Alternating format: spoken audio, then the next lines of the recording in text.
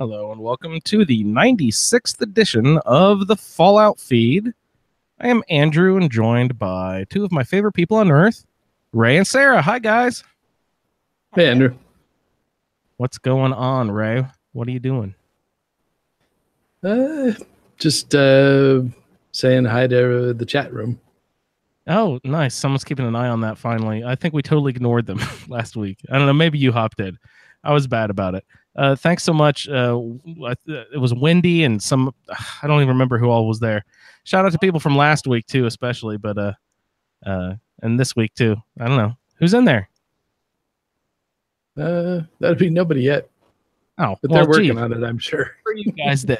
I take away my kudos. Here, Ray, I'm going to say hi right now. Okay.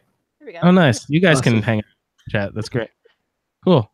You guys go hang out, and I'll just play some feedback. Who's there? Freighter. Oh man, Freighter. He's my main man recently. He did the which one did you do, Freighter? He went and got a bobblehead for us. And he hopped got energy weapons. Energy weapons. Thanks for doing that, man. We had some scheduling issues there for a second. Someone had to drop out, so we were like, "Oh shit!" Someone coming. I was like, "Oh man, Freighter's been doing lots of stuff recently in the group. Let's go ahead, toss the ball in his court," and Freighter picked it up and ran with it. So thanks a lot for doing that, man. How common of a last name is Novak? I had a really good friend in college. Last name Novak. Freighter, what do you think?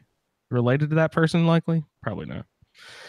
So, what are we doing, guys? We're getting feedback for speech, intelligence, and energy weapons bobbleheads. For our round table, we've got some audio feedback that came in from Leon, Freighter, speak of the devil, Josh, and Jeremy. We hear from Wasteland Jerem. That's always exciting. Also, checking in on the email, the mailbag there, we've got Craig. And I've got a little audio clip associated with that. I don't know. We'll get into it when we get into Craig's email, but there's a little bit of a controversy, I think, going on here. And Chris, also, thank you for sending in to the mailbag. Did you play any Fallout this week, Sarah? I did. I'm What'd you do? Behind, so I went and got my bobbleheads. Oh, nice. Yeah. These three we were doing here, the speech, intelligence, and energy weapons. Yeah, I'm really bad. I'm trying to do the same thing as you and stay away from local leader, which is like what I always do, and I always spend a bunch of time working on settlements. Yeah.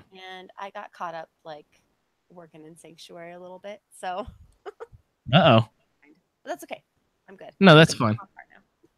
It's always fun. I sometimes I wish that I spent. Right now, I need to spend a little more time with my settlement building. I've spent very little time doing it in this current character, and I've just kind of like tossed up some of the Sim settlements plots, and then just kind of let them do their thing.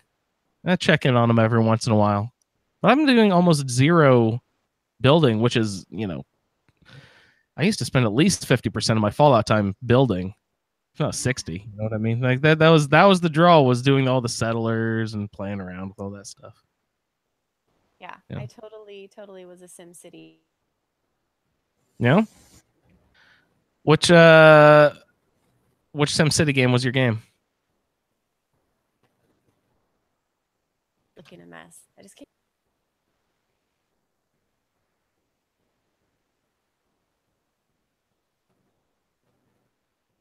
Surprisingly, I never played SimCity. You never played it? Nope. Actually, I'm not that surprised. Closest I got was, oh gosh, I'd say maybe Ages of Empires. Remind me which one Ages of Empires was. That's the one where you'd, build your fortress, and you'd have to mine for resources, and that's right. And then you'd build all your towers and defenses and everything, and wait for the computer to attack you. Yeah, I remember playing that. That was a fun one. Well, so all kinds of building in that game. Yeah. You been playing the game lately? What you been working on? I did. I had to prep for the next round of bobbleheads. So Herbie had to kick Hancock to the curb. So he's hanging out at Abernathy Farm, and so now she's moving in on the other bobblehead locations. So she's flying solo, right? As she does. I think you said on Saturday that you got Hancock's affinity all the way up. And remind me again how you did that. Something about being naked, right? Yeah, so you take off all your clothes and fast travel between locations, and he digs that. That is crazy. Loves the naked fast travel. Yep. So That's Preston wasn't very impressed. One time, I fast traveled to Sanctuary, and he said something like, "Well, that's not very representative of the Minutemen." I have never fast traveled naked. I'm gonna have to try it. Yeah, I think Kate likes it too. Interesting. What? Why, you think? I mean, what is the mechanic, like literally in the game? What is it registering there? Do they enjoy you being naked in general, and just therefore you've spent so much time has lapsed in the span of the fast travel that has clicked up a notch in the affinity level? What do you think is happening? Actually? I think that's what it is. Yeah. Nice. Speaking of the Minutemen, I don't know if any of you guys saw. I posted a picture in the Facebook group the other day, maybe last night, of some old dead man in the Institute. I don't know who that guy was, but there's also some like loser robot in a cage in the corner that kept calling me mom for some reason. I was like, who the hell is this little thing? I tried to rescue it just because it was a synth. I'm for the railroad, so I was trying to get it out of there. But I killed the old man and took his lab coat, which is fucking awesome because there's some mods you can put on that uses ballistic weave, and then you can put ballistic weave on the coat itself too, so you can just totally max out this lab coat. It's totally sweet, and it is the most beefy lab coat you've ever seen. Anyway, if you zoom in on this lab coat, it's got like embroidered pressure zones and like ventilation flaps. It's just really cool. It's a really, really neat little I don't know. I'm enjoying wearing this lab coat, if you couldn't tell. And it gives me an intelligence boost, I think, of only 2. I thought it was going to be 3, like Agatha's dress is a +3 in charisma, I believe, but it's only 2. For some reason, I thought Father's coat was going to have a +3. Like, I assume Maxon's coat had like some sort of a +3 boost, but it probably doesn't. It's probably only +2 and something. Have you ever got that coat, Sarah or Ray? Have you ever killed Maxon and taken his little jacket? I haven't. I didn't even think to do it. I've killed him plenty of times. I just never have taken the jacket. Yeah, I don't know. And probably the lab coat probably would have been an intelligence of 3 if it weren't for the lime green sweater underneath. How dare you? That really brings out the color in my eyes. It makes my eyes pop, Ray. How dare you? How could you tell from the glasses? You had the glasses on. Those goggles. Oh, speaking of those goggles too, that's another thing.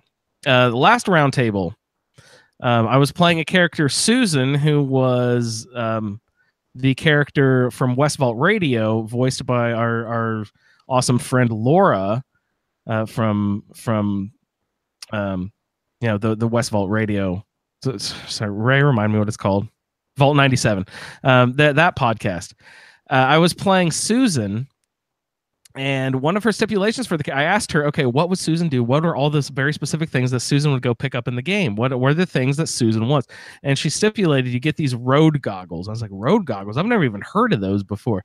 I looked them up, and yeah, there are road goggles in the game, but they're very random and very rare. They don't occur very often. And so that whole character, I played 60 levels of Susan, and the whole game I was searching for these these road goggles, and I looked them up, and I went to every known location that they were on the Reddit site and on the wiki, and every place that they said that they can sometimes randomly appear. I went to all those places and would do the thing where I would like load and reload and do the time jump and then fast travel back and forth, and I can never get anything to spawn. And in the first like 2 levels of this character, I pick up those road goggles I was heading down the train tracks next to the drive-in. Just going to take the train tracks down to Grey Garden to see the robots, and there was a train car, and it just had a dead raider, had road goggles on. I was like, well, fuck me. It's like the muffled boots in Skyrim that elude me, and I can never ever find those. It'd be like if I just started a new character and like immediately found them like level 2 or something.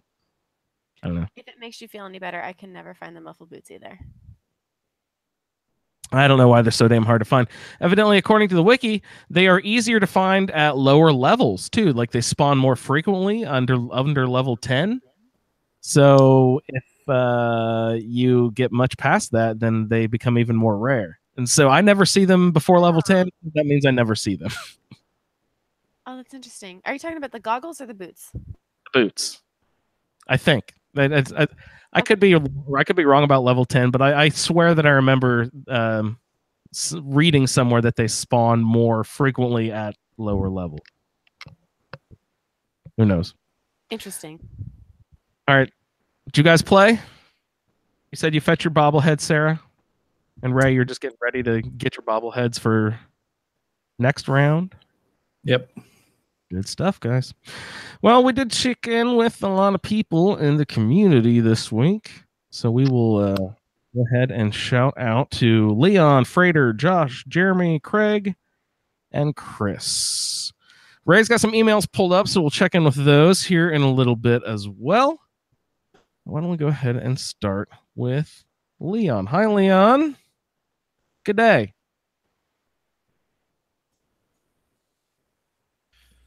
G'day, this is Leon for the Fallout Feed bobblehead roundtable. So I'm playing Elmer, and I went over my character in the last one. He is, as of this recording, level 45. I have done the Boston Public Library, the Park Street Station, and Fort Hagen. I just finished Fort Hagen, as a matter of fact. Really, in particularly, nothing special happened. Pretty much, as I've said before in my last feedback, I have the Creation Club, the horsepower armor. I have gotten my armor up maxed, the armor perk, and my science up maxed. So I do have the jetpack for it, and it's pretty much maxed out with the titanium, extra hit points for your armor. And then I put on the head the photo vitalic so that I get extra action points while I'm in the sun. That's mainly so that I have the strong back perk. And so when I'm out and about and I'm running around with a bunch of stuff, because pretty much I just hoover everything, I get my action points back. Haven't yet taken my perk for Action Boy. I'm going to. I've just been taking other perks and stuff. I'll probably take it sometime in the next 6 bobbleheads. I'll probably start taking some towards that. Excuse me. So main for that is with the horsepower armor, pretty much just I'm going mostly full power armor. So I did Boston Public Library first for the bobbleheads of this round. Just pretty much broke in, and then the alarm went off about the subway entrance. I just ran to the back and just pretty much just stood there and meleeed and shot most of the. At the time, I was using Wastelander's Friends 10 millimeter.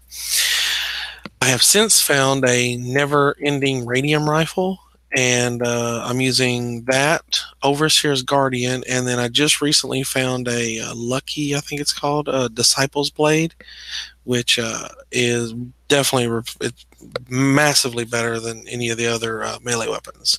So I've been mainly using it. I think it's Lucky.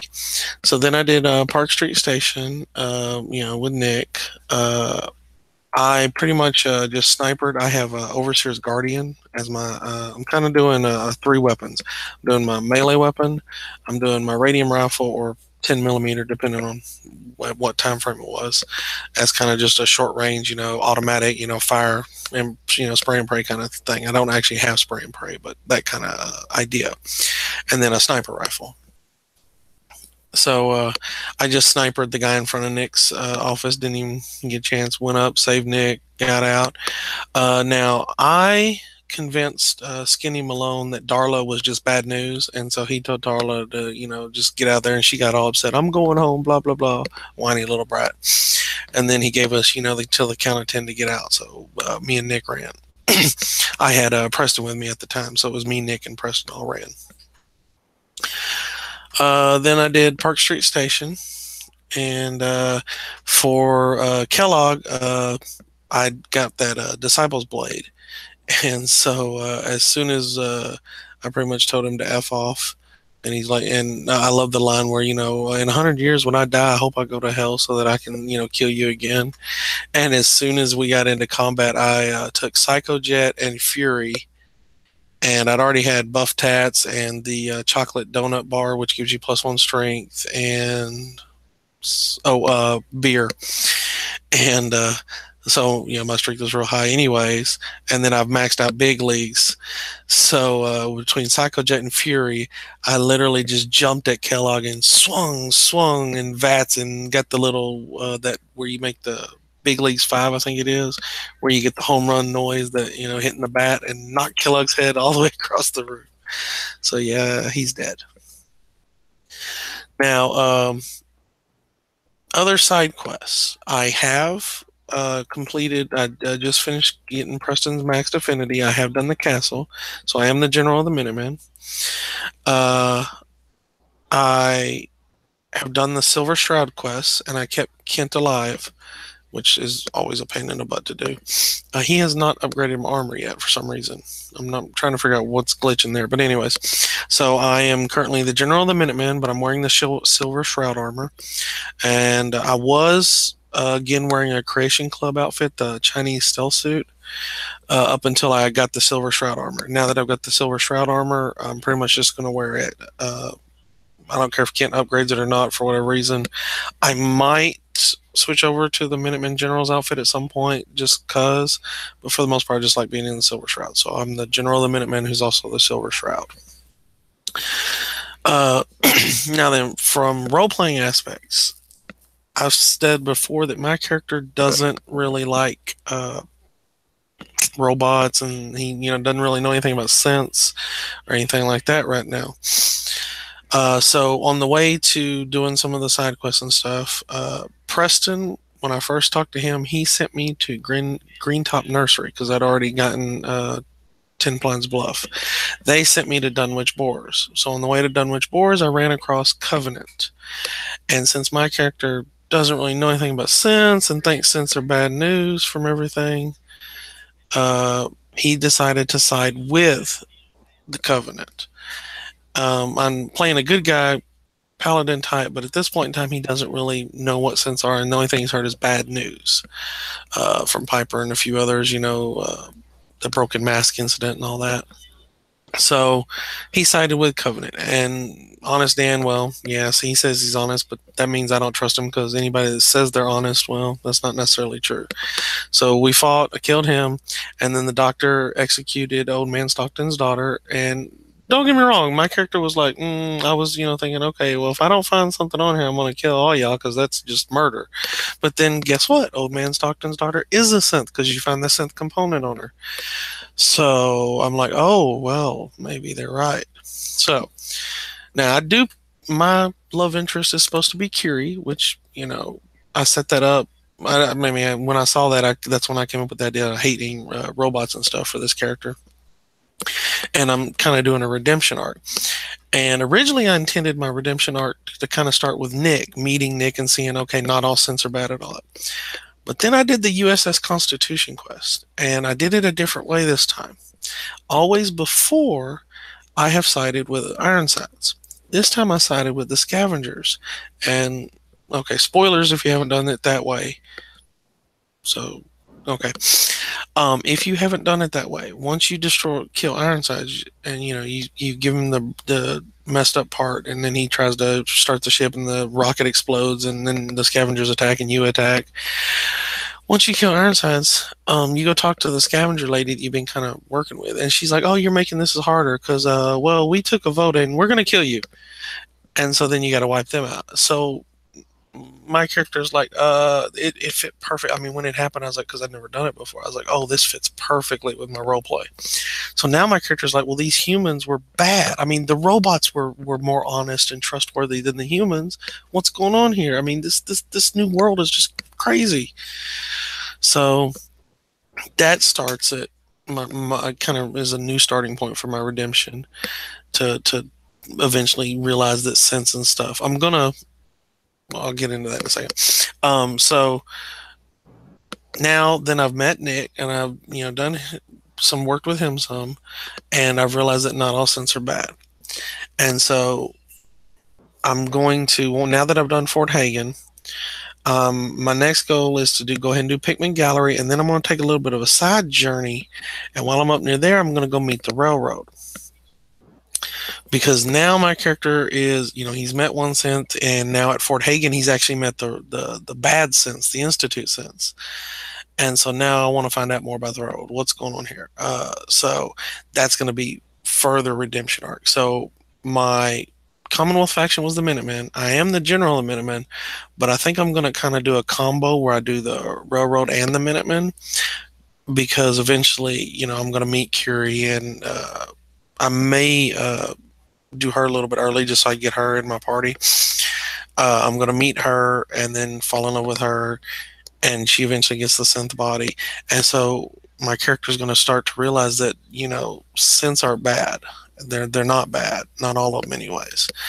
And so that's going to be kind of how he redeems himself and kind of makes up for it. Now, yes, I'm still affiliated with Covenant, but the way I'm going to play it off is, well, I know what they're doing, and I'm just going to warn the railroad about Covenant and tell them to tell anybody to stay away, and then just kind of keep an eye on them. So go from there, and eventually I may have to do something about that. I don't know necessarily if I want to attack my own settlement or anything. I probably won't, but nonetheless, I'll just kind of keep an eye on it. Now I have done Dunwich Boars, because again, to get Preston to start doing his quests, I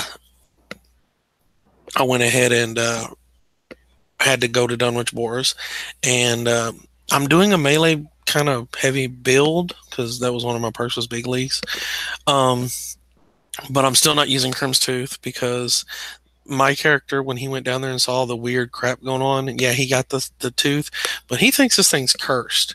So I actually took Crim's Tooth and took it to Sunshine Tidings Co-op. The only thing I had there was a couple of robots and Strong. So I gave Strong Grognack's axe and told him, guard this thing I'm fixing to build. And then I built a little mini vault with cement, put some traps and turrets in there, and then put one of those displays for weapons, and put Crim's Tooth in it. And so now it's like this vault that has been built around this cursed knife, and I refuse to use it. And I told Strong to just guard it. So it's kind of funny. Just thought that was funny. I even told my kids when I was playing at one point, and I told them, yeah, that's the vault I'm building to house the cursed knife I found. And some of my sons like, oh, I want to see. So I've got 4 traps set up and 4 turrets, all facing the weapons display case, and then Strong carrying Grognack's axe. I have also did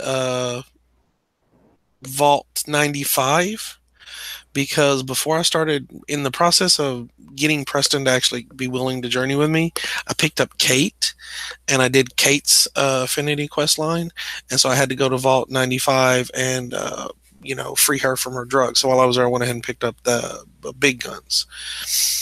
So those are the ones I've done so far.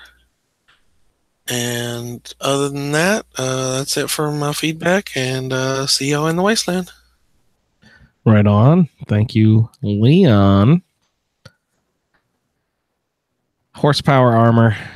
That's a big hit. I need to use it more. Sarah, do you ever use your power armor? I don't. I used it in Trinity Tower, and then it ran out of juice, and it's just sitting there now. I might go back to it eventually, someday. How long will it sit there? It might sit there the whole playthrough. I don't know. It's just, Probably will. I really try. Maybe I'll go back and try it again because I said I was going to step out of my comfort zone. So maybe I I'll don't know. Yeah, that would mean I would have to be in power armor too if we're stepping out of comfort zones. But yeah. never ending radium rifle. Ray, what is never ending? He doesn't have to reload his clip. I'm assuming that's what that means. What do you think, Sarah? I think so. It sounds right. The Lucky Disciples Blade. I actually I had to Google what the Disciples Blade was. It's a makeshift knife carried by the members of the Disciples. Aren't those the guys from Nuka World? It's a hacking or serrated blade. Appears to be made from a small lawnmower blade with a kitchen knife handle secured with the end of nails and a rope. Similar to the machete from Fallout New Vegas. And it looks like there's a couple cool variants on there. Yeah, it's some of the best melee weapons in the game. So what's the name one? Oh, Throat Slicer. Yeah, I've seen that Throat Slicer before. Yeah, because that adds bleeding damage to it too. Nice. Similar to Pikmin's blade. Never ending is you don't reload the clip. Right. You it's whatever you have in your inventory is the limit, but yeah, you never stop to reload. All right, so it doesn't like give you endless bullets or whatever. Okay. No. I think that's a fun role play, Leon, to be ignorant of synths and robots and everything, and then have to develop as you meet Nick, and then Kiri's going to be, I think you said, your follower or love interest, one of the two. I think that's a good way to play it. That's really fun. I think it's so fun when people have whole backstories in role playing. It's so creative to me, and I wish I had the creativity to go figure something like that out because I love it.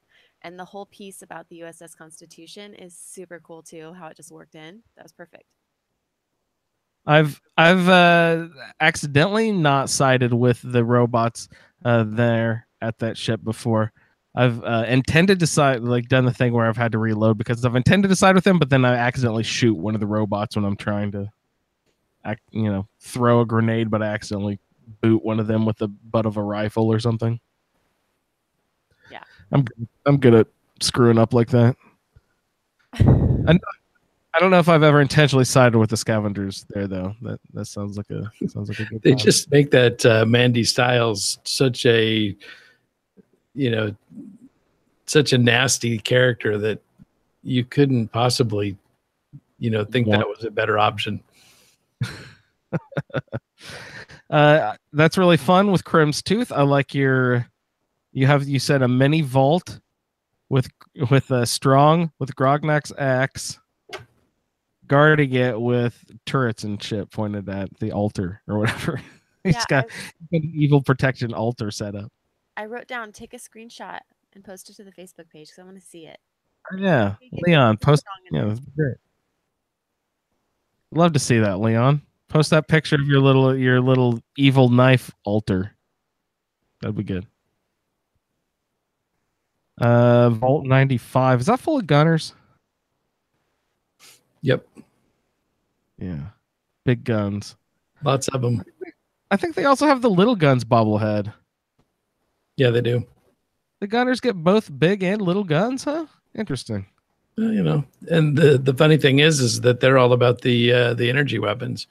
Yeah, they are. What the F? Fit a theme here, guys. Funny. Great. Thanks for the feedback, Leon. You guys have any other thoughts for Leon? I had one random thought. Do you guys feel like they ask you to be the general of the Minutemen pretty early? You do like way too 2 quests, and all of a sudden they're like, "Hey, you're the general," and I'm feeling very, questionable about that. Why are they throwing it at me so early? Well, my theory is they're giving you the title so that you don't feel so bad when he's sending you on obvious errand boy type things. When he's like, well, I've got my hands full over here, but there's a settlement way over the fuck over there that needs some sort of assistance. Will you go check that out, please? Thanks. Yeah, but we're going to call you General. That's your Well, title. You're good. Yeah, you get a hat now. Hat. And go make me some coffee while you're at it. Yes, please. And it's always remarkable how far the super mutants or raiders will raid. Like, you know, the like the Abernathy farm raiders are the fuck, you know, 10 miles away or whatever. The people at Overland Station are always getting the apparel, the backstreet apparel kidnapping and stuff like that. Yeah. Those raiders go a long way. They do. Travel a long distance. Okay, let's see. Thank you, Leon. Great feedback, man. Post that picture. We'll look for that. Let's go ahead and check in with Freighter. Hey, Freighter. Hello there. This is Freighter Novak here to talk about my recent energy weapons bobblehead run, where I take dog meat to Fort Hagen and face Kellogg about him kidnapping my son. But really, I'm just there for the bobblehead. Let's face facts. Anyway, so I brought the Overseer's Guardian, which is easily my favorite weapon in the game. Crap ton of ammo and a crap ton of stim packs. Still managed to die 3 or 4 times, but that's okay. It was still fun. It's a pretty straightforward battle. You're fighting basic turrets and some synths, first gen synths, I believe they were. Anyway, they were simple to take out. And it's just a long, winding path through 3 or 4 floors to find Kellogg. And right before you find Kellogg, there's the bobblehead hidden in a room. I think it's a cafeteria room off to this side. Yeah, anyway, so that was simple and straightforward enough. Dog meat certainly got in the way a lot. My stats were pretty low, so I couldn't do things like lock picking or terminal hacking, which there's a few opportunities to get some decent loot if you have those skills. I believe I was only a level 8 character, which I'm sure made it less challenging as well. But that also means I didn't have very many of my perks unlocked. Dog meat did help. One of the perks is dog meat will help hold down my enemies for me while I shoot them. That was nice. But he still got in the way a lot, so double-edged sword there.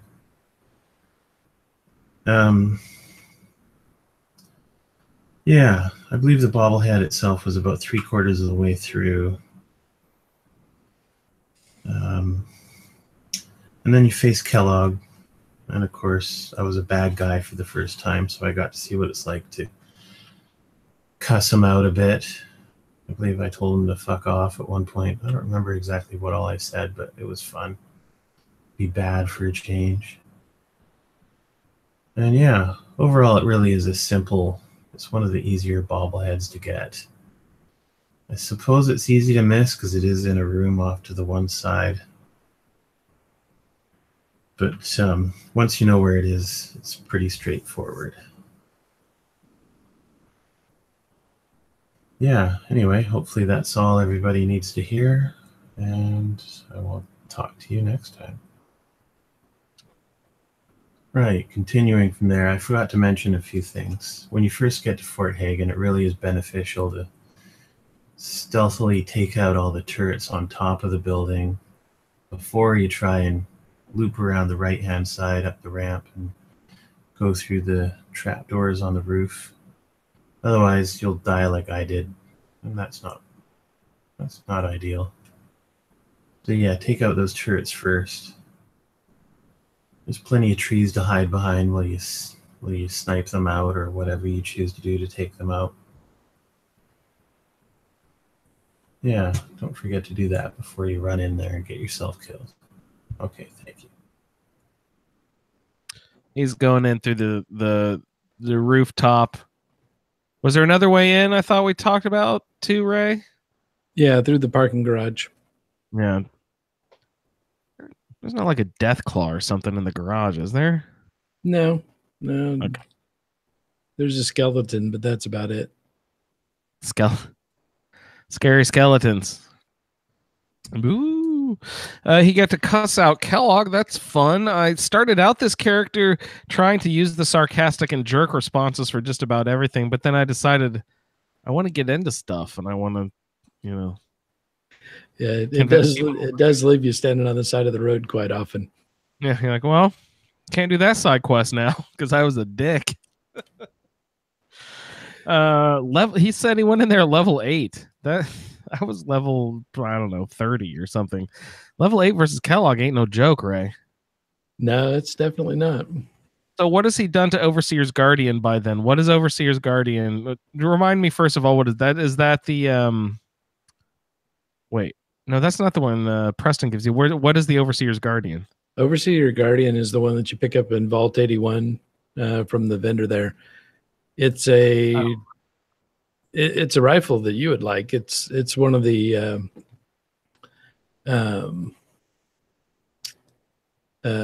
combat rifles. Oh, I thought it was an energy weapon, combat rifle. I'm a big fan of those. Yeah, so it's a combat rifle that has the 2-shot perk on it. So it's a cost item early on, I assume. Yeah, it's like 3,000 caps, I think. Damn, how do you have 3,000 caps at level 8, Freighter? You selling chems on the side, man? It's easy. You just have to work on it. Yeah. I don't know. I'm bad at making chems or making. Well, I've heard that making chems is actually a good way to make caps. I was about to say I'm bad at making caps. Okay. Freighter, I'll warn you, and then this is just a general, warning for the community here.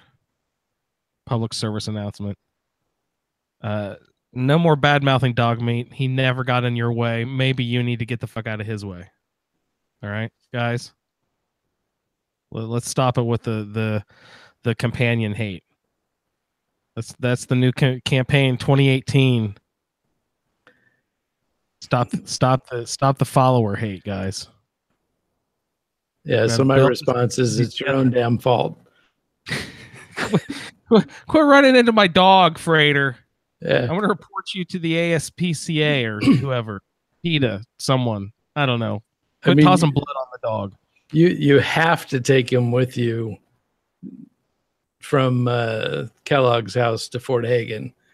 But that's the only time in the game that you're required to have that stupid mutt with you. Did he take him into the fort too? Or he probably if you have him any other time, it's your own damn fault.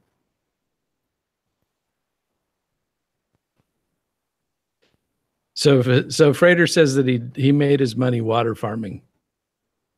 Water farming. What is this? So you put like 4 of those automated powered water station things that produce the 10 waters, and they just when you come back and check every so often, you just got a crap ton of water. You go out and sell that to people. Yeah, every day. Nice. You can make good money off of purified water. Well, it's a commodity in the apocalypse. Just ask Nestle. Yeah. They somehow tricked us into paying $1 for something we could get for free out of our tap. Well, not free, $50 a month or whatever your water bill is. Yep. Oh, so Freighter's trying to make excuses. He's saying dog meat was his assigned companion. That gets nowhere with me. Dog meat also set up the water farms, right, Ray? No. I like the idea of the water farms. Those are good. Yeah, no, those are good. That's a good way to make some cash. All right. Thank you, Freighter, for the feedback. Do you guys have any other thoughts, Sarah or Ray? No, I mean that you got to watch out for those turrets, especially those. There's a lot of turrets in Fort Hagen, and they will tear you up. I know there's lots of machine gun ones where they're all like Gen 1 synths in there, I think, for the most part. Are there Gen 2 synths? What's the Gen 2 synth look like, Ray? Do we know? Is that Nick? So the ones that are in Fort Hagen are Gen 2.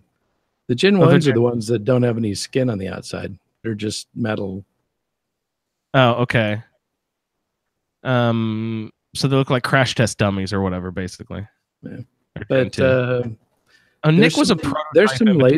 There's laser turrets in the Fort Hagen too. Okay. Let's see. Ray, do you want to shift gears over to email just for a second here? Let's check in with Chris, maybe. Sure. Get a drink of water first. Yeah. Feel free if you need to pass it off. I can open it up too. No, we're good. All right, here we go. Hello from Minneapolis again, 2 in a row so far. Hopefully my free time continues to produce Fallout 4 playthrough feedback results. And hopefully I get to record to you guys at some point. Anyway, to recap my playthrough character, I rolled a female named Maggie May. Her specials are Agility 8. Her worst is Luck at 8. Perception is 2. Her signed companion is Dogmeat. Her romance is Curie. And she has a companion. She also has a companion named Heather Kasdan, which is a mod that Chris is running. So Chris has got Dogmeat, Curie, and Heather Kasdan. So one of your playthroughs, Andrew. So this season, Maggie May transitioned from her VATC power armor playstyle to bulking up on Raider armor. She ran through fusion cores like popcorn and at the movie theater, and didn't like the idea of getting stranded. Bad thing about heavy Raider armor is it weighs too much. Now she's pretty particular at what she grabs in her travels and not getting over encumbered. She headed out past Corvega, picked up the Brotherhood of Steel radio frequency, went to the Cambridge Police Department. When she got there, she agreed to help dance. They made it through ArcJet and headed back. After talking with Knight Reese, she cleared out. Let's see. She cleared out. Protecton cleared out most of the college station. She agreed to help Scribe Halen, who asked her to look for a haptic drive. While fighting through the Raiders, she tried to flare up. Tried the flare Preston gave her. A general needs their backup, but they arrived just after she cleared the area herself. A lot of help they were. After leaving the Brotherhood of Steel at the police station, she headed to Diamond City. I have a horrible confession. I've played Fallout 4 off and on for almost a year and never made it this far. Settlement and modding kept me too busy. So this is the first time I made it to Diamond City. Well, welcome, Chris. That's impressive. Yeah. She talked with Piper and gave the interview. Found out there was a private investigator named Nick Valentine who could possibly help her. She learned he was missing, and his office assistant asked her to help find Nick. On the way, she came across Trinity Tower and a radio broadcast. She cleared out the tower, grabbed the melee bobblehead, came back to a library, had a couple of overdue books she felt compelled to return.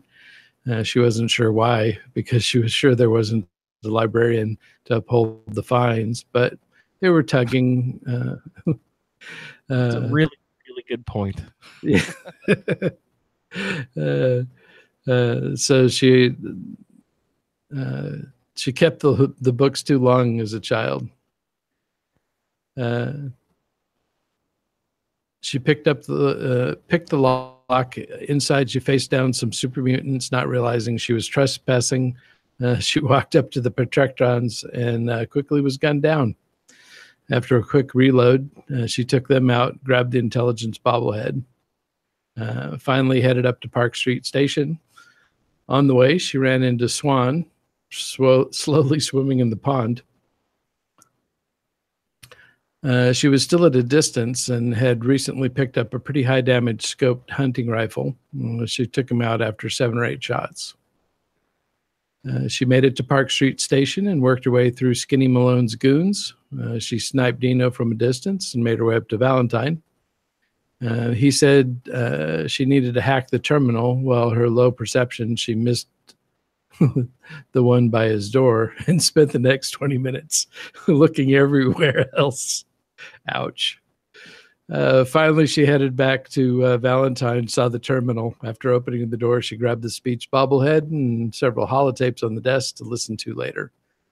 They faced off with Skinny Malone.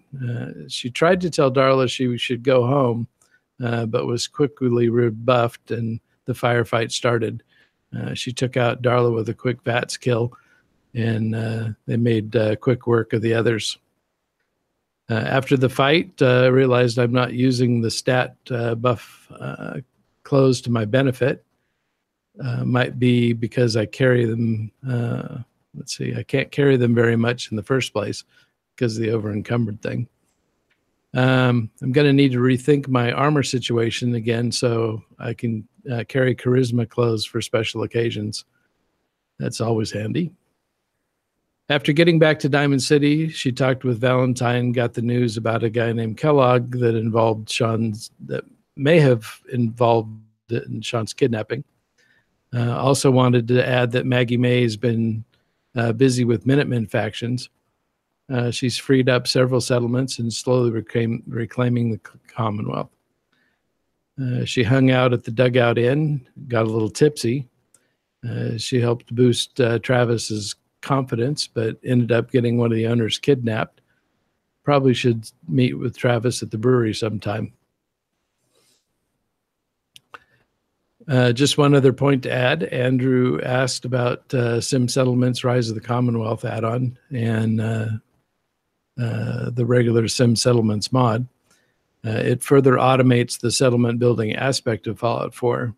You place a city planner's desk in your settlement, make one of your followers a leader for that settlement, and the settlers do the rest. There are pre-made city plans the settlers go by to build their own shacks, shops, farm plots, defenses. It's pretty self-sufficient.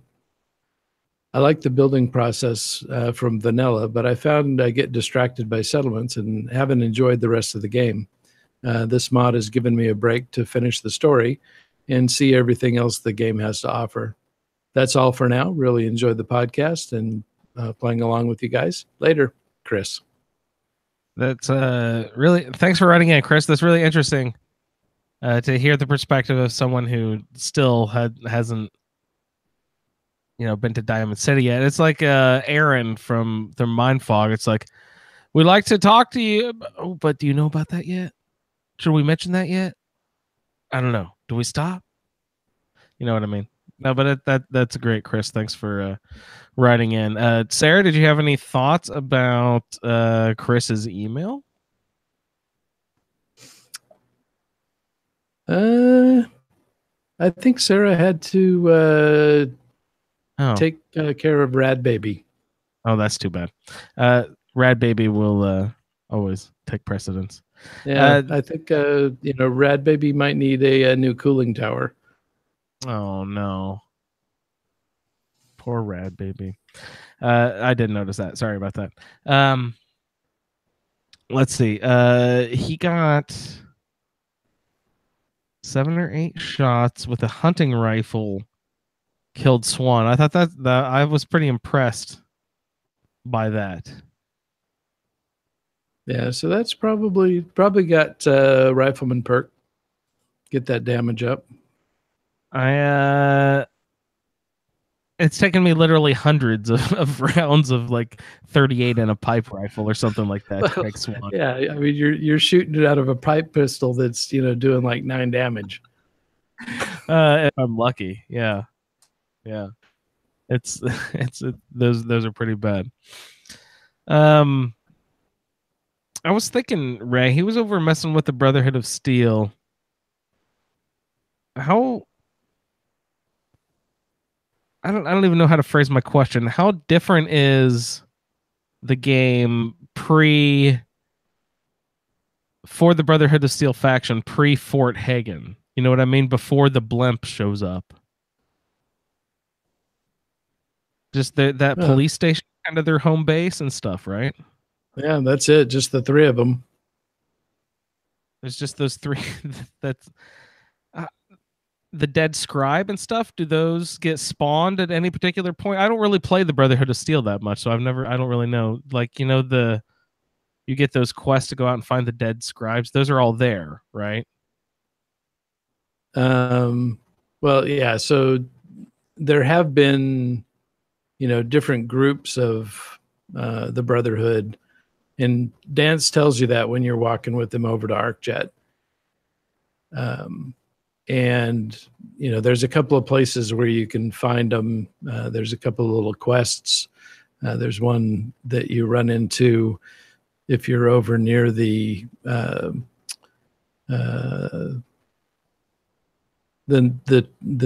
training yard and the satellite array with all the mutants in it. And so that's, you can find a group that was there before Dance and his team. And then you can find different references to them around the game. But I'll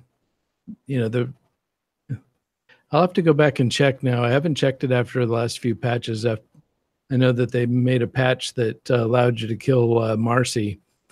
But I got to find out if they made a patch that'll finally let you kill Knight Reese. Because that guy is a Class A jerk. Knight Reese. Scribe Hayland is really nice. She's tough, but fair. But Reese is just a jerk. Come on, I'm sure there's good qualities to Reese. Ray, cut the guy a break. Yeah. He lives in the apocalypse after all. Come on. But don't we all? Yeah. Well, ours is slightly more convenient than theirs. The charisma clothes. I just kind of Googled charisma clothes real quick just to see what the best options were. And I thought, oh, maybe there's like a +3 or like charisma. There's that Agatha's dress, I think, is really big. But then it was like, actually here, the best way to do it is to get a hat that has the +1. The black rim glasses or fashionable glasses are +1. And then you either get the green shirt and combat boots or the summer shorts that are +2. But then you don't get like the clothes that you can't put the armor over. What you want to do is get those things that you can put the armor over, because then you get the 5 sharp armor pieces. It's like, oh yeah, I forgot about the sharp. I never do that. But those give you +1 charisma, each of those armor pieces. So do the sharp armor set with the hat and the glasses and everything. Yeah. Then you bump up the charisma clothes. I need some charisma with this character. First time to Diamond City. What'd you think? Ray, do you remember your first time in Diamond City? Yeah.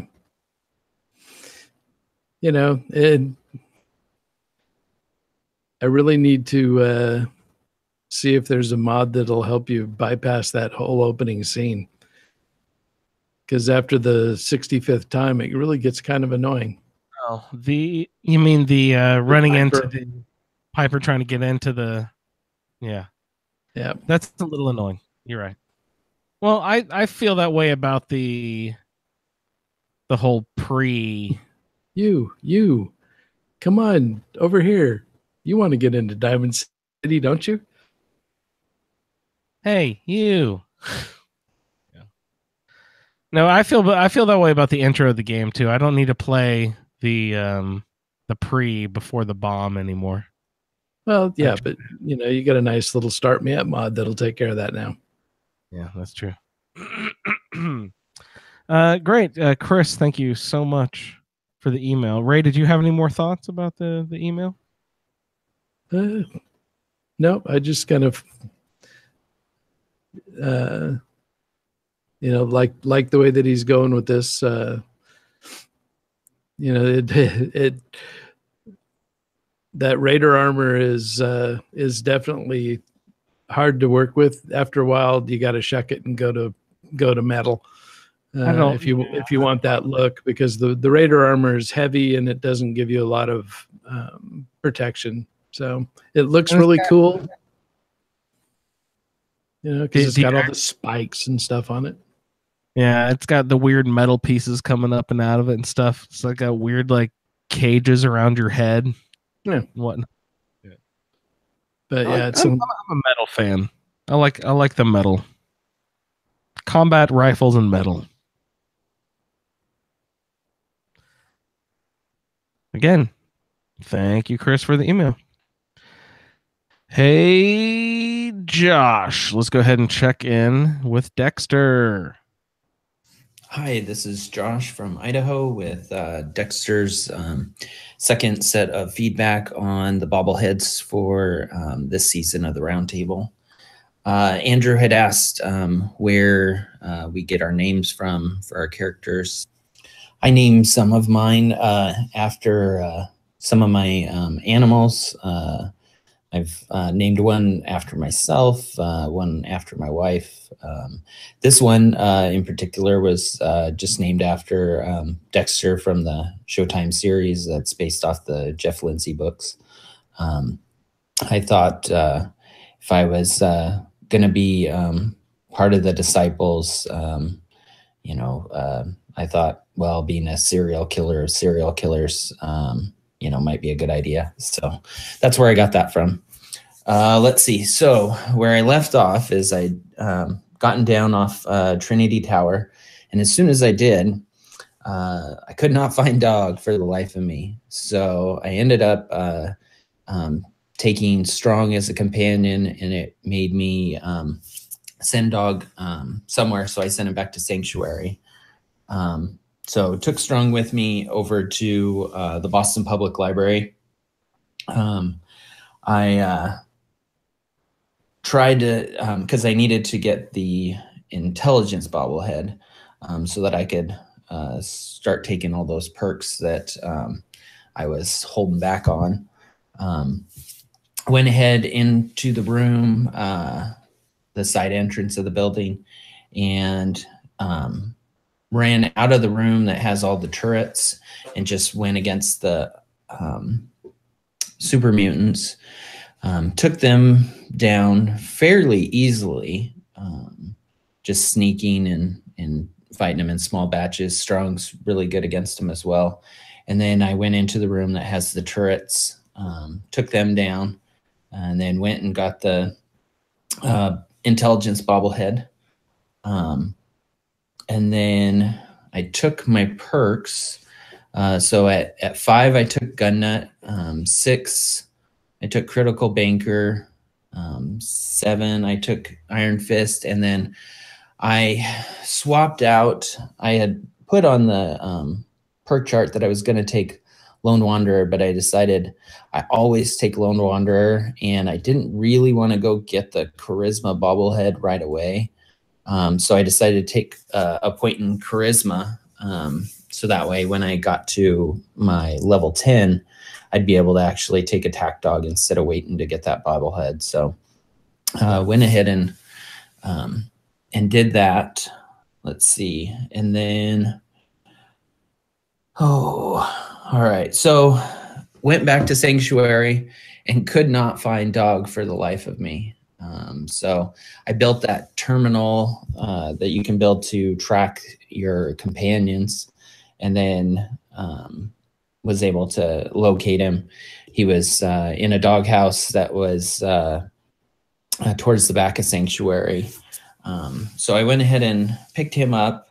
I had a mission to go to 10 Pines Bluff that Preston had given me. So I went ahead and did that. Once I got there, they didn't give me a mission. They said, or I informed them, I guess, that I'd already cleared out the raiders that they wanted cleared out. So that was kind of nice. They gave me some caps, and I was able to convince them to join the Minutemen. Now, the Minutemen isn't my faction. That's the Institute, but I am planning on building the device to get into the Institute at the Minutemen. So I figured might as well build them up. Now, I spoke with Preston. He wanted me to be to lead the Minutemen. I went ahead and accepted it. But immediately I felt bad because I know that I'm going to betray him down the road. This is out of my comfort zone again, which is what the roundtable is all about, I guess. I went ahead and went over to Swan's Pond because I have the Iron Fist perk. I wanted to get the Furious Power Fist. Use the trick where you run into the entrance to the station, and then I used about 300 rounds from my automatic pipe rifle and 100 10mm rounds to take him down. After I got done with that, I went up to Hubris Comics just up the road and was able to pick the lock to get Grognik's axe, the Unstoppables magazine, and then cleared that area out and got Grognak's his outfit, which I went ahead and put on. I did not realize before that when you have that you can actually put stuff on your other armor, on your arms and your legs. You just can't put it on your chest. So I went ahead and did that. I also found the Silver Shroud's prop gun and outfit in Hubris Comics. Went ahead and left there, headed over to Diamond City. Piper was stuck outside. Once I got into Diamond City, I ended up doing some transactions with the local vendors and met a guy named Sheffield who was sitting out in front of one of the vendors, and he was super thirsty. So went ahead and gave him a Nuka-Cola, and then it gave me the option to send him somewhere to work. So I went ahead and sent him to Sanctuary so he could get a fresh start. At this point in time, I got to level 9, so I took Toughness, the second perk in Toughness. Then, let's see. I headed out to go find Nick. During that period of time, I ended up hitting level 10, so I took Attack Dog. Got to Parkland Station. This was an interesting one because I'm not used to using melee or unarmed weapons. Usually I just use guns and explosives. So I was running around to all the different people and hitting them with the Power Fist. Attack Dog was helping out a lot because Dogmeat would grab a hold of him, and then I could just run up and punch him to death real quick, which was always fun. I found Nick in the speech bobblehead. Before I went in to see Nick, I shot the guy that was standing outside giving Nick crap with a sniper rifle that I have a powerful sniper rifle. So went ahead and used that and got him with one shot. So that was pretty cool. Let's see. When I got Nick and the speech bobblehead, I hit level 11. So I took Iron Fist 2. I followed Nick out of the station. We got to where Darla and Skinny Malone were. I convinced Darla to leave Skinny Malone, so she took off. And then Nick actually, I didn't do anything, but Nick convinced Skinny to let us leave. But he said that we had to get out of there by the count of 10. I had left some stuff in a locker back there, so when I ran back to go get it, Skinny Malone and his guys attacked me, so I used the Power Fist and punched him to death real quick. So went back to Diamond City. told Nick the story about Sean so that I could initiate the quest, so I could go get Kellogg.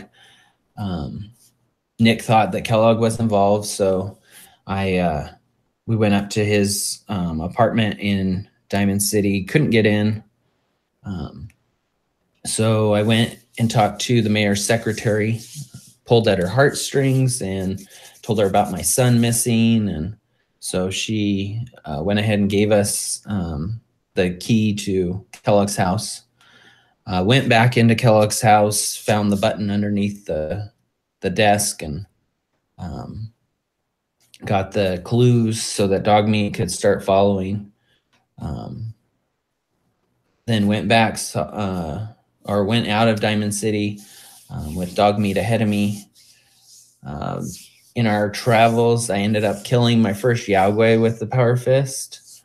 I hit level 12 on top of Fort Hagen, and so I took the locksmith level 2 because that's what I had written down in my perk chart I was going to do. Then went into Fort Hagen. A lot of synths. I used my Power Fist as much as I could on the synths, and then any of the turrets, I pulled out either pipe pistol, or I had a 10 millimeter that I was using. Got to the point where I went up against Kellogg. Didn't let him finish talking, just immediately attacked him with my Power Fist, and got a couple good shots on him with using VATS, even a critical hit, but that only took his health down about halfway. And then he disappeared using his stealth boy, and then took out the synths. And then Dogmeat was really helpful. He located him for me.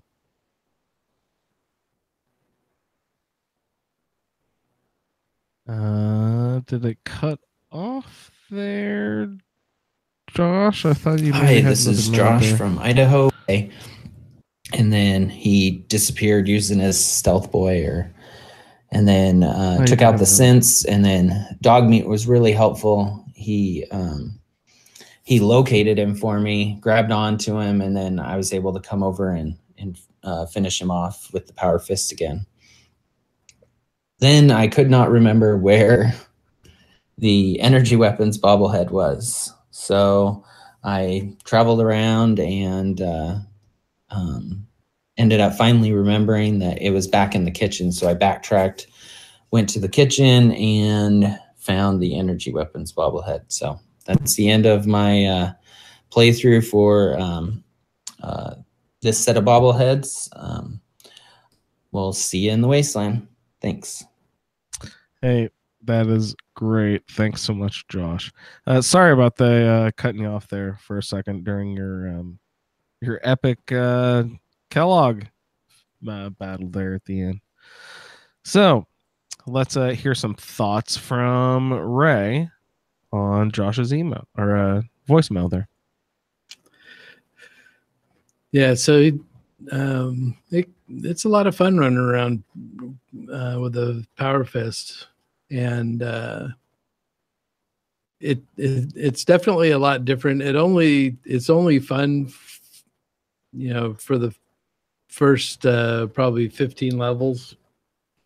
Oh yeah, and then it starts to slowly diminish because there's just really not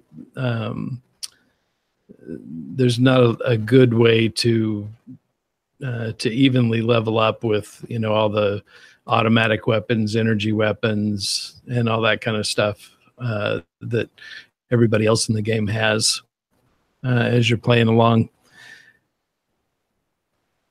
But definitely killer at the beginning. I'm not sure what his strength was, but definitely the higher your strength is, the more effective you're going to be. But also if you can get up to a strength of 9, you can take the rooted perk, which really makes that and melee weapons stronger because it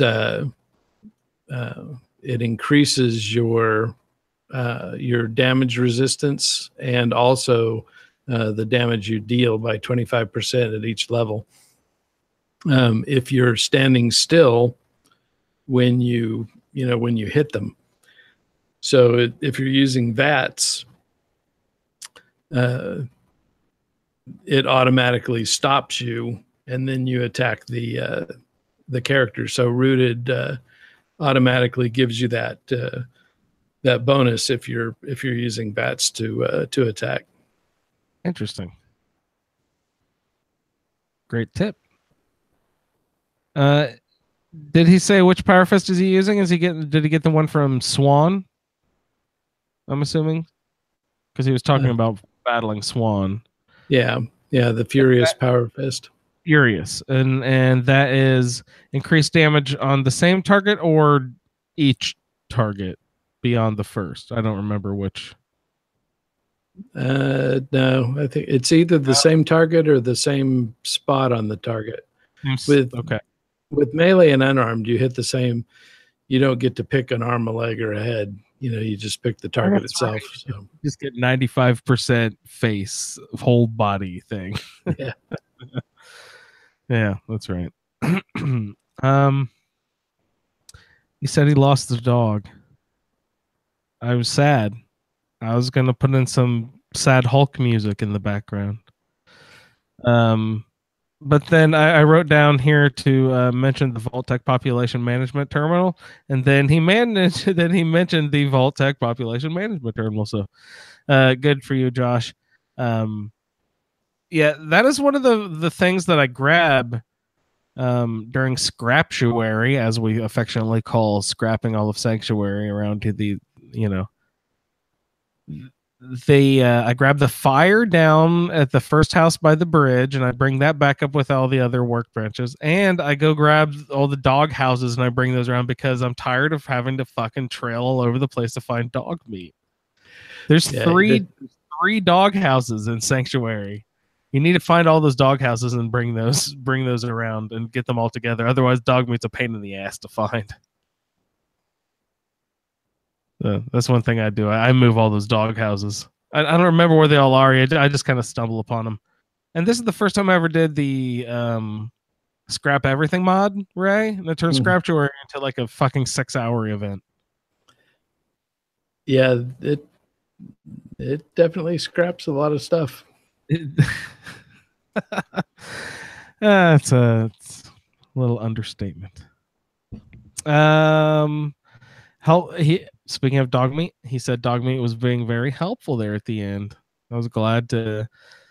I know that there's a perk called Attack Dog or something, maybe, where dog meat will grab your opponent so that it's easier in VATS for you to shoot them.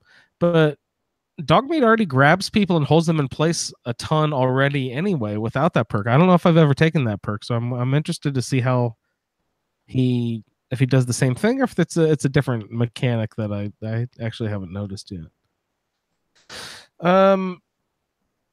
These guys, both Josh and before Chris, were playing these sort of mid storyline sort of harder level stuff at like level 8 or level 10 for Josh here.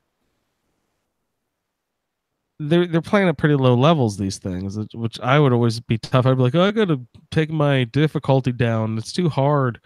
But that got me to thinking a little bit, Ray. What do you think? I'm sure someone's done this before. I'm sure it's some sort of competition here that they've got it worked in, some world record.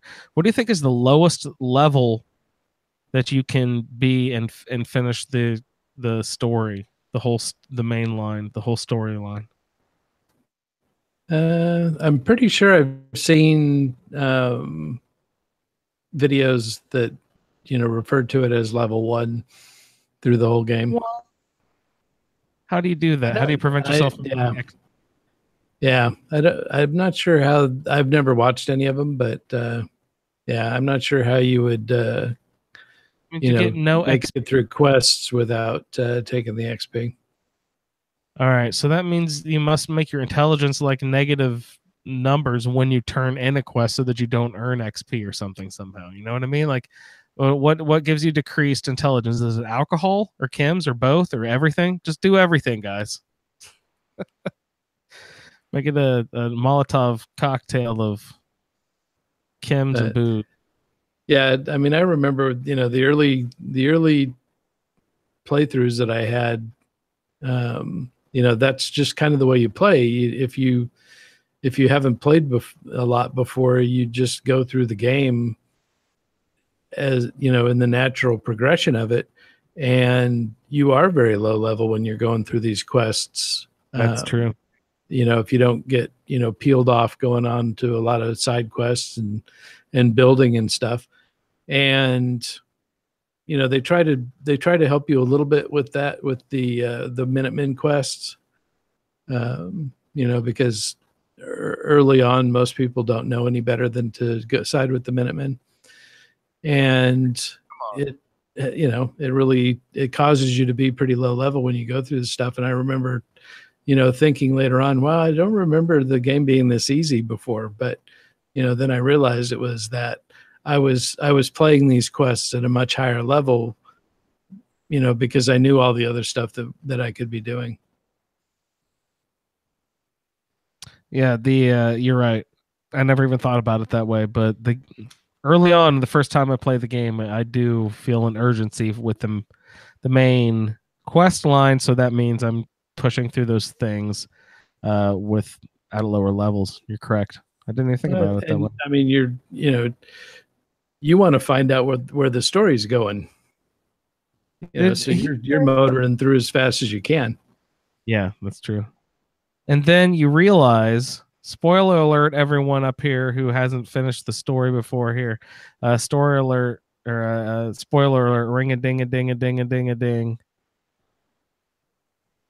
What happens, Ray, if you don't give a shit about your kid at that point, when you realize that the kid is zero incentive to go to the institute and do all this bullshit? So your second playthrough, you're forced to go off and do all the side quests first. You know what I mean? Yep. You're like, oh, well, that's pretty disappointing. All right, unspoiler alert for you guys. I'm sure those people know what the thing is by now, right? Come on, 3 years now. What else did I have here for? Oh, did he say he's Minutemen, but he's building the relay tower? No, he's Institute, but he's building the relay tower with the Minutemen, and he's tearing his part aside, tearing him up. Blah. Sorry, I can't speak. Tearing himself up inside. That he's making this friends with his Minutemen just so that he can, betray them in the future. Josh, it's an inner turmoil, buddy. No, well, he doesn't know that he's going to side with the Institute yet, because he hasn't met him. That's true. That's true. Too bad the person playing now. So that's great. Josh, thank you so much for sending in your feedback submission. Really nice. So we have Craig and Jeremy. Let's go ahead and check in with Craig. Ray, there's an email from Craig, and I also have a little bit of an audio that corresponds with Craig's email, and then we'll jump right into Jeremy's feedback right after that. Do you have that email from Craig, Ray? Oh, yeah. I thought there was a recording that went along with it. Yeah, I was going to play that after the email. Sorry. After I read this? Okay. That's my... We're okay. We're on the same page now. Hello, Fallout Feed. I wasn't planning any feedback since I was on the last episode, but something came up on Facebook where I called Father the real monster, and Andrew wanted me to weigh in on that. When I did the quest where you go through Kellogg's memories, in the part where he is in the vault killing your spouse and stealing Sean, Kellogg mentions asking the old man about refreezing the vault residence, And he tells him, no, don't bother with it. We don't want all those loose ends or something like that. I don't remember the actual quote, but that was it in a nutshell. It is pretty evil to just let a whole vault die and only save your parent after probably ordering your other parent to be killed if they get in the way. It's also probably takes a bit of skill to only turn your back on one cryopod as opposed to all of them at the same time. So that's why I thought he was the real monster. I guess in this playthrough, I need to let him live a little longer than Andrew did, since at least I need to infiltrate them for the railroad. So where's your Geiger counter? Mine's in the shop, brother. That's hilarious. So, do you know what scene exactly he's talking about?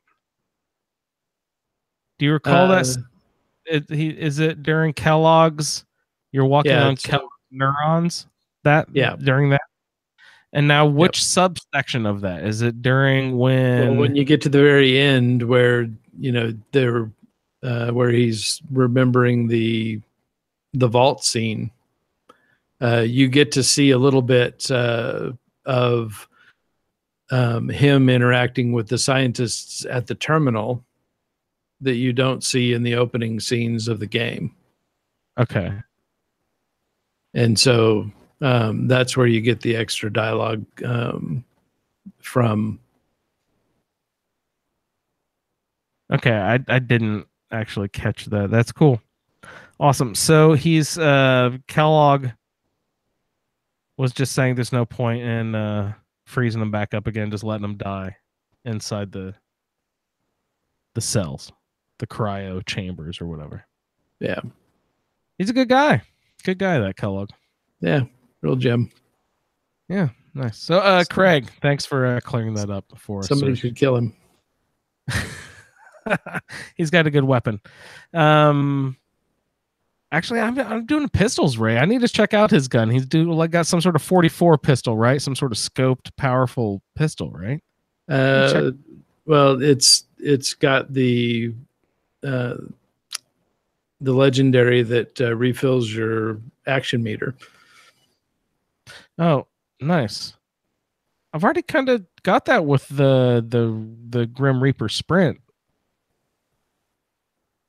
If I get a kill in VATS, that fills my action meters. Yeah, it's sort of similar thing. Well, that's just a chance, though. Yeah, but it happens so fucking frequently. I talked about that, right? It's almost more often than not now. It's crazy. Anyway, yeah, great. Thank you, Craig, for writing in. He definitely is a monster. So we will check in with Jeremy. Jeremy's got a little bit of a good length one here. Let's check in with Wasteland Jerem. Hello, Roundtable. This is Jeremy checking in with my character Wasteland Germ for the Season 5 Roundtable, the Bobblehead Run. And this week I'm going to cover some of my adventures with Germ in Boston, getting these speech bobblehead, energy weapons, and intelligence bobbleheads, our assignments for the week. Let's see, just some housekeeping to start out my character. Since last time, I think he was level 41. I know I'm ridiculous. I got started a little early on the season. I'm up to level 48 currently. My perks that I've maxed out are Armor, Rifleman, Life Giver. I'm very close to maxing out Medic. And my other 3 perks that I was assigned, Party Boy, Commando, and Grim Reaper Sprint, which I changed to Bloody Mess. I haven't put any perks in, so I haven't done those at all. So rounding out my second half of the round table, I really want to get into those. But basically, I got distracted from adding perks in these other ones that I've maxed out now. Gun Nut, Scrapper, Local Leader, Science, Blacksmith, Cap Collector. Basically all of the building stuff I maxed out on, or anything that would help me with trading for building. Scrounger, I think I also maxed out too. Or I got that Scrapper. Sorry, not Scrounger. Anyway, so that's kind of my character level and perks right now. let's see. Start with kind of starting off this past couple of weeks. I was going after the speech bobblehead first, getting into that main quest. And I had Strong. He was my sign follower. I had him for a bit and gained his max affinity and got his berserker bonus, which I think helps with melee, which I don't do too much of, but I do a little bit with this character because I have high strength. Said goodbye to him and gave him a break, sent him back to my house at Hangman's Alley, my main base, and grabbed Piper. And we headed into the Park Street Avenue in search of Nick Valentine. And I've played, many of us have played through these main story quests, so nothing really too new. I did, when I reached the room that Nick was being held in, or that big atrium outside of that, where Dino's outside of his door, I just walked into that room and I just saw Triggerman way in the distance, and I just immediately shot him in the head, sniped him. I think it was Ray said he did the exact same thing, but I didn't even realize it was a named person until I went up to the body. I was like, oops, that didn't really matter. It was just getting things done quicker anyhow. But so also when we're exiting the station, once I'd gotten Nick and I grabbed the bobblehead, the speech bobblehead, I came up to Skinny Malone and the boys and his girlfriend, and this is the first time I've ever given Mama Murphy drugs, and she gave me, the speech check to intimidate them. So that was my first time experiencing that, which was pretty cool. Skinny Malone's girl just goes running, and Skinny Malone, he's like, I'll give you 10 seconds, a 10-second head start. Like, it freaked him out enough to give him that. And in my head, I was kind of thinking, like, I feel like I spooked him enough where he's not going to shoot at me. I kind of was in my head calling his bluff of the 10 seconds, but at first I was lingering because I wanted to see what happened, but then I was like, I better not test this. I don't want to have to, I want to use this speech check. But I started heading down the hall, and I think Piper kind of lagged behind me. Me and Nick were ahead, and I'm almost to the exit, and all of a sudden I hear gunfire and like a firefight. I'm like, oh God, Piper. And I ended up just like, I left the station to see if Piper would just zip right to me. And she didn't. So then I went back down into the station. And I can't remember if I found her, if she was downed or not. I don't think she was. I think I just kind of found her and she was just kind of heading out. And I went back and I couldn't find any bodies. So no one was killed. It was weird. It was almost like they just got the hell out of Dodge, or I don't know. It was a firefight, and I loaded back up, and they disappeared. It was kind of weird, but it was interesting to know that he did call. If you called his bluff, he was going to attack you after 10 seconds. So I finished that quest, got the bobblehead. In between getting some bobbleheads, I did the Castle Artillery with Ronnie Shaw. I've never gotten that far into the Minutemen, and the artillery is really awesome. And I've been spending a lot of time setting a bunch of those up. And I've only actually first used it my first time just last night, taking Jamaica Plain. It's pretty cool. Super powerful.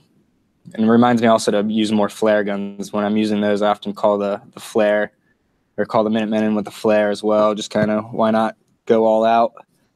Going through the energy weapons bobblehead. So I was with Piper, and we went to meet up with Nick back at his place, his detective agency. And, I start talking about Sean, and we get on the hunt of how to find him. And I describe, the guy with the scar on his face. And so we're looking for Kellogg's apartment. And I don't have any lockpick perks. This is my first time where I'm not doing any lockpick, really. I didn't have no perks in that, so I can only do novice. And but I have high charisma, so this is the first time where I talked to the mayor. I convinced him just by telling him my sob story about Sean to give me the key, and he was like, oh, I'll help you out. And so it was easy peasy, and went in and checked out the place, and so on and so on. We got on the trail of Kellogg. I reached Fort Hagen, and actually I'd been in Fort Hagen earlier in the season for a quest sent me there. I think the USS Constitution sent me there. And so it was interesting to see it a second time. It was mostly the same, but the differences were there was turrets on the outside this time around. So that was a little bit, more to get past. On the inside, it was the same exact amount of synths and like a synth leader in the main part of the building. So I re-cleared them out, deja vu. But then that elevator, the first time around, that elevator was not active, and this time it was, and that's what led you down into where the energy weapons bobblehead is in Kellogg. So I grabbed that bobblehead with Nick, and then we took out Kellogg. He was a bit harder this time for me. The last playthrough with my character Michelle Briggs, season 3, I was a like heavy explosives person, like heavy gunner and explosives expert combined. And so last time I saw Kellogg, he didn't even turn the stealth boy on, and I just shot a mini nuke into the back of the room and just obliterated everyone. So this time was a little bit more of a battle, doing some bats and taking them out with the assault rifles. I've been using lately a pretty nice Lucky assault rifle. And I think Lucky is just, I forget what the Lucky added, but there's some perk I like. Either it's 25% more damage or refills your crit, or when you use a critical hit, it refills your AP, or one of those. I forget. It's kitted out though. It's got the silencer, just maxed out all of the mods with the gun nut and science and whatnot. And I love that gun. I just love the feel of it. But I'm still using a lot of my other rifles too. My Red Rider, as I called it, named weapon. My Red Rider. It's the hunting rifle kitted out, and Garvey, which is my laser musket. Still use those a lot too. But I'm slowly kind of just branching out to new weapons. So took a Kellogg out. A little bit tough, but it was pretty. I took pretty good care of him. That was also going back and telling Piper the story. It was the first time I have said anything that offended people so bad. I gave the response fuck him, I would have killed him anyway, the really cynical press B response. And Piper did not like that. And I thought that was, I guess I knew she wouldn't like it, but in my head it was it's justified. Let's see. I mean, he killed my wife. Anyway, going through next, I tooled around for a little bit, did some settlement building, and then got into the intelligence bobblehead. Actually talked to Daisy and Good Neighbor, who actually gives you the quest for it, or to go to the library. And I went to the library and cleared out Copley Station. I was going to enter that way. That is actually, underneath the library is where the Copley Station is. And that's why in real life that area is called Copley Square, kind of the area between the church and the library. Fun fact for you. So I went through Copley and got to the basement entrance, and it was locked. And then I went outside and it was locked. Just an advanced lockpick, but I have no lockpick. I told Nick to unlock it. He said he couldn't do it. So I went to Hangman's Alley, my home base, where I have one of the first robots I made, HA01. And in that robot, I installed lockpicking. So I had to get him to get me in there. And with him, did quick work of it, killed the Protectrons and super mutants. Nothing too eventful, but got that. So now I had intelligence 10, so now I'm at 11, I guess. But I was trying to look on the stats, and I don't see 11 stars. So I'm wondering does it really give me 11, or how do I confirm that? Let's see. So as I mentioned, I had to take my robot HA01, and I mentioned last feedback that I have really enjoyed the robots workbench. I actually think I might have misspoken and said weapons workbench. The robots workbench from Automatron. I've been actually playing around with that a lot and having a lot of fun. My goal is to I could do it all in one sitting, but it just takes so much time. I kind of just been doing it one robot at a time here and there. But I want to build one specific robot for each of my settlements. So HA01 was my first robot I made, and HA stands for Hangman's Alley. The next one I made was at AF02. That's Abernathy Farms. My second robot I made, 02. So I have like a naming convention that I've been using that I think it's a tip of the hat to Rick McVick, I think, from Fallout OTR. I think he did a very similar thing. I was listening to their podcasts earlier in the season just for fun, old episodes, and stole that from him. But that's been a lot of fun, building those robots. You can make them look so many different types of way. And it's going to be something I continue to do here and there just for fun. But it's really handy to install the lockpick function in them. Definitely came in handy to get into the library without having to worry about getting that lockpick perk, which to get that, my endurance is so low, I'd have to, anyway. It would have been a pain.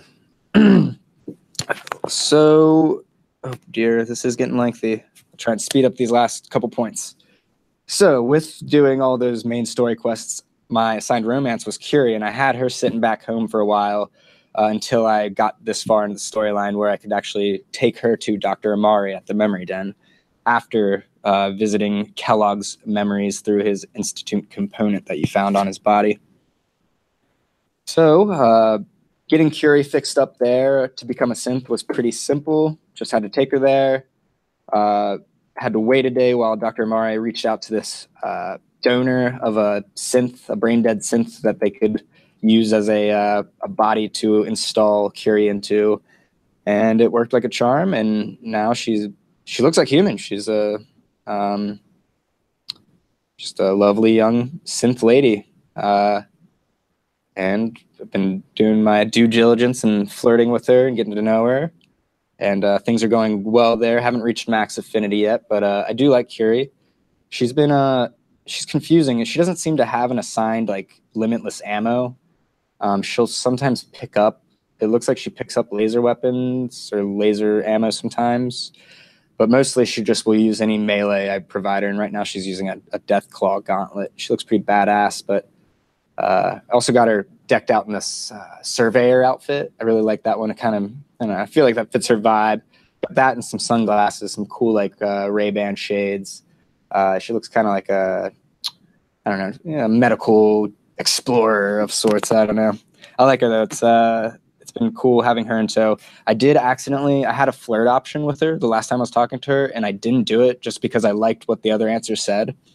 And it made me nervous because it just really killed the conversation. And I really hope that didn't ruin my chance to romance her more later. I don't think it will, but I guess we'll see. And lastly, like I said, I've been spending actually most of my time playing, to be honest, in the settlement building. I could talk a lot about what I've been doing at them, but for the most part, I've been trying to leave sites. I scrap most like garbage and stuff, but I try and leave and reutilize a lot of existing structures and buildings and just kind of, glitch in walls and complete them and stuff. So I've been having a lot of fun with that. I'm just going to give you, I totaled up all my stats. For right now, I have 14 settlements. I have 5 of them that have reached building capacity.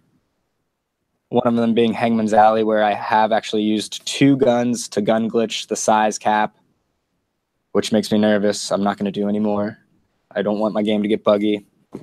I'm getting nervous because all these settlements are getting pretty big, and my load screens they're not out of control, but I can tell things are a little bit slower. But anyway, so of my 14 settlements, I have 133 settlers. Now that is including some like companions, I think, as well as the robots at Grey Garden, and a number of them are robots I built. But 133 settlers. I have 1,263 defenses, and alongside those defenses, I have 23 artillery. I have 239 food, 253 water, 149 beds, 831 electricity. The ones that I've built out completely to capacity are Sanctuary, Starlight Drive, Sunshine Tidings, Co-op, Hangman's Alley, and Outpost Zamoja. And the castle is nearly complete. I just finished the walls. I just need to put in kind of my living spaces and market areas. That's gonna be another tough one where I might go against my word and use that gun glitch size thing, but I want to make sure I put like a hard save in to be able to go back to, just in case. That's long. Thanks for listening, guys. Sorry I drug on so much. I could go on for longer, to be honest. It's been a good time listening to everyone's feedback and hearing about your characters and playthroughs. Until next time, we'll see you in the Wasteland. Right on, Jeremy. Great feedback again, as usual. That's I like that the naming system that you said. Who is that? Someone I don't know. Some name he brought up, some fool from long ago in a galaxy far, far away. No, but the Hangman's Alley -01 and the AF for like Abernathy Farm -02. That's really cool. Ray, I know that you love building and love companions, so just the robots just must be all over you, because that's a combination of building and companions. You just must love robots to death. Oh, they're fabulous. They're fabulous. Have you ever built a robot that you weren't required to? Yeah, I mean, I always have to play around with the mechanics of the game. Yeah. Echo, Andrew. Oh shit! All right, I'll hop off and hop right back on. Sorry. Right. Yeah. So the thing with building robots is you've got to really, you got to be able to keep track of them. And a good naming convention makes that happen.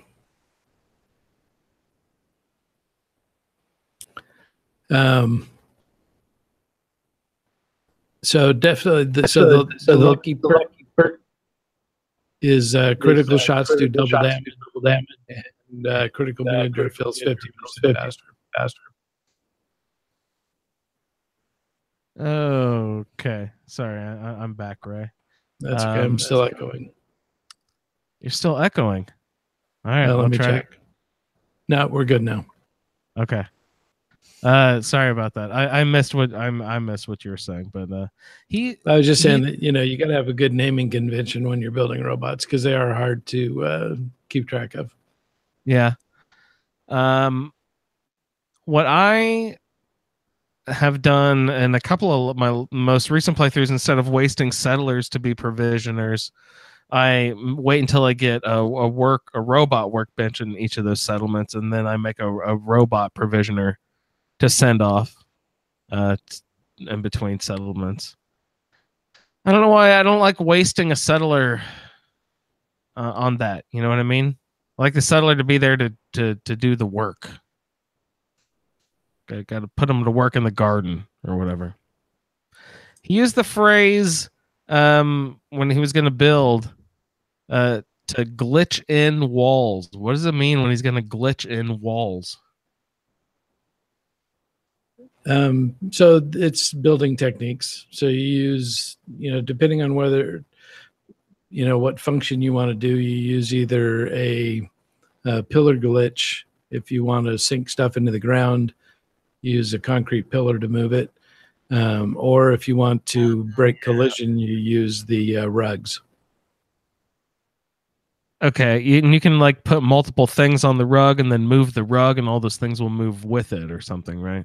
Right, and it only concerns itself with the collision for the rug itself. So it's great for putting walls into spaces that you wouldn't be able to otherwise set it in with the game mechanic. Well, that's clever. Good for you, Jeremy. Are you watching lots of building instructional videos and stuff? I need to watch more of those on YouTube. So that's the thing. I always just play the game. A lot of people like to watch YouTube videos of other people playing the game to learn like tips and stuff. And I should really spend more time doing that because I just, play myself and end up doing the same stupid stuff over and over again when I could be learning about these neat things. Oh well. Yeah, and I don't do no building at all. I just do very functional building. Ray, come on, for the narrative of the show. But I definitely don't get levels out of building because I just don't do enough of it. Yeah, I've leveled a character up probably past level 30 before like leaving Sanctuary, just running around a building, scrapping, doing stuff, running around, coming back, and before you've even met Piper, you already like have a huge city going. your character is level 20 and you have a huge city already somewhere. He's got 14 settlements, like 5 he said, I think we're already maxed out. Have you ever gotten to the settlement cap level, build level at a settlement, Ray? No. Yeah, I didn't think you would have. He has no need for this gun, the gun glitch thing. I don't think doing the gun thing is going to create bugs. The only thing with having so many settlements with so many settlers is that that's going to make your load screens fucking long as hell eventually. It's gonna balloon your save file. I found that my games where I have lots of settlements and each of them are at the build level, and all of them have maximum settlers. That's the ones where it takes like, okay, it's now 3 minutes into my load screen here. Come on, let's hurry up now. And those are the situations. Remind myself I need to start doing sit-ups or push-ups during my load screens because that's I could get a whole half-hour exercise done in just one play session because your load screens get so damn long. Yeah, you probably don't have to worry about that though. Your load screens are probably what 4 or 5 seconds. Yeah, they don't last long. You never like get to read any of the little blurbs that they put in. Yeah, you can't. You don't get any hot tips. You get through the first sentence and it's like, oh crap, what was that saying? You need to start just taking screen caps all the time during the middle of your load screens. Yeah, he said he's got a laser rifle named Garvey. Thought that was fun. And everybody's sniping Dino. That's cool. Yeah, I mean, there's really no reason not to. There isn't anything fun about confronting him to his face. I had never done it before. Anything new. I just had never done it before because I'm like I always use like the mid-range rifles. I don't use sniper rifles and stuff very often, but I had the opportunity just because my laser pistol that I'm using right now actually has just an extreme range. Like you can shoot so far with these laser pistols if you have the right, mods on them. So I'm not a sniper, Ray, you know me, but I did it for the first time and I was like, ooh, I'm so hip and cool. I have this new thing. And then everyone has been sniping. I was like, oh, well, I guess that's not too original at all. Yeah, so that's awesome, Jeremy. Sniping Dino. Bastard Dino. Right. Did you have any other thoughts about Jeremy's feedback there, Ray? All right. So now I'm kicking myself because I didn't write down. He had asked a question towards the end. What was it? I don't know. I thought, oh shoot, I'll remember, no problem. And then I forgot I was old. Write us an email, Jeremy, and we might remember next week.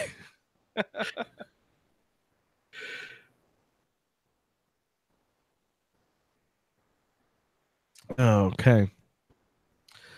Well, hey, no wait. That's everybody. Thank you, Leon. Thank you, Freighter.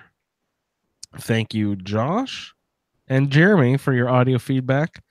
And the email bag, Craig and Chris tonight. Thanks, guys, so much for chiming in to our project here. gosh, do you remember what we're doing next time, Ray? I don't even have the webpage pulled up or anything. We're gonna go get our bobbleheads. Yeah, it's I think unarmed. Oh, nice. Is that like wait, is Denny supposed to be on the show? I think Denny's supposed to be on the show next week, and maybe also Steve. I think Steve from New Zealand is supposed to be on the show next week. If I remember right. Yep. I don't remember which bobbleheads are going after, but I'm excited to hear Denny. I haven't gotten it's strength, lockpicking, and unarmed. Strength, lockpicking, and unarmed. Yeah. Sweet. So we'll climb the mass fusion building, plumb the depths of the art gallery, and I already did the Atom Cats, and so the unarmed bobblehead's just sitting on the hood of the car waiting for me. Yeah. Do you know who has the unarmed bobblehead Twitch stream for us? It's going to be a really exciting Twitch stream. Shalene signed up for the unarmed bobblehead. Oh, did she? Is she just going to run down there, pick it up off the hood of the car, and say, "I'm done"? No. I challenged her to do something to make it really interesting. So I think she's going to work some other stuff into it. So Adam, I don't know if she's going to do some Adam Cats themed something or other, but I told her to have fun with it. Yeah, I'm sure it'll be cute, whatever it is. That is, yeah, it'll have nice hats, whatever happens, I'm sure. That is one of the things, is like that bobblehead is just literally run over, grab it, run away. You don't even need to talk to anybody if you don't want to. They don't even care if you take it. It's not like considered stealing or anything. It's just there for the taking. Are there other ones that are just like that? Out in the open, running to grab, not locked behind any doors or anything? There's bound to be another one. Top of my head, I can't think of any, but there probably are more. Who knows? The luck bobblehead. Spectacle Island, right? Yeah. You can swim over there and pick it up without ever encountering any enemies of any kind, except for radiation. Yeah, that radiation's a bastard. You wander around too much on Spectacle Island, though, you're bound to run into something scary. Oh, sure. Yeah. But you can run into scary stuff around the Atom Cats garage too. Very true. Pretty much anywhere on the map if you're not careful. Or if you're looking for trouble. Yeah. Depending on what you have loaded mod-wise. You can be like Denny and have spawn points every about 16 feet. And everything maxed on max difficulty. I don't know. And I'll be excited to talk to Danny again. I hope he can come on the show. I haven't exactly got a confirmation from him, but I'll hopefully be able to drag him onto the show. It'll be fun to talk to him again. Yeah, see if he remembers the game at all. He talks about Fallout 3 like it just happened yesterday. So I'm thinking he might be able to chat about a thing or two. Ray, did you have any other thoughts that you wanted to talk about this evening? No, I think we're good. Yeah. Something we'll get into more when we reconvene next week for our normal episode. I just kind of barged in and killed Father, like I was talking about earlier in the episode, and just because I didn't want to do the Institute, the railroad thing where you act as a double agent and really just play the Institute quest line, but do you say you're doing it for the interest of the railroad as a secret agent? I just didn't want to do that BS again. So I went ahead and I was like, I really wonder how it affects the game if I do this. So I did like a hard save before I did it. And I killed Father, and then the game sort of acted sort of normal, but sort of strange. And I was just kind of like, well, let's roll with this for a little bit. So I've gotten too many hours past that point now to go back. But the game is starting to do weird things, I think. Have you ever done that where you just killed Father and No, I've always waited until, about 5 minutes later when I can get the chip implanted so that I can fast travel out before I start killing anybody in the Institute. Well, I'm sure we'll talk about it more later, but they really locked the Institute down. Like, I did it with a silenced weapon too, so no one was mad at me, because no one heard it or saw it. So I was just walking around, and there was only like 3 or 4 cents I could interact with, and they were like, "Oh, nice to see you, ma'am. Glad you're here. We're in good hands when you're around." That sort of stuff. And Father was in the next room over, laying dead, which they hadn't seen or heard.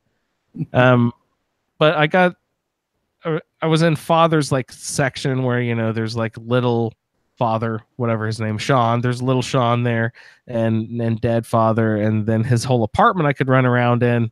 But they locked the elevator down and the exit door out of his apartment, so I couldn't leave the Institute to get into it after Father died. But then I exited away, and then I went and I talked to Desdemona, and she was like, well, that sucks. And I was like, okay, well, sorry, whoops, I messed that up. And she's like, well, the Patriot, that was our only shot. Well, I guess our only hope now is through the Minutemen, but they've been destroyed. So let's go see if we can help the Minutemen get back to fruition. So that sent me back to Concord, because I didn't even talk to Preston the first time. I just grabbed the bobblehead and ran out. I didn't talk to Sturgis or Preston or anything. That's such a Ray thing to do. But they're forcing. I was I'm not gonna do Minutemen this time, guys. I'm not gonna do it. I'm gonna do Railroad all the way. But they're forcing. Each time I think I'm out of the Minutemen, they pull me back in. Yeah, I think you did that on purpose. I didn't know what would happen. The only way I can get back to the Minutemen is to kill Father. Oh God, what if I subconsciously had remembered that, someone else mentioning that at some point or something? That'd be great. Yeah, poor Father is gone, but it's making the game act a little weird. It gave me a quest. It's first of all sending me to different places.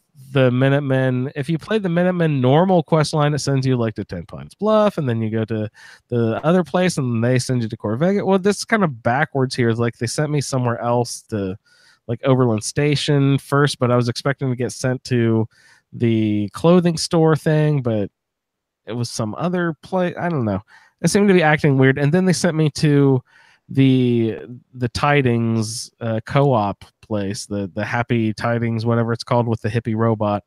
And they told me to build a recruitment beacon to start setting up a settlement. But so I cleared it out and I killed everyone. I now have control over the workbench. I built the recruitment beacon and powered it and turned it on. I get the notification in my upper left-hand corner.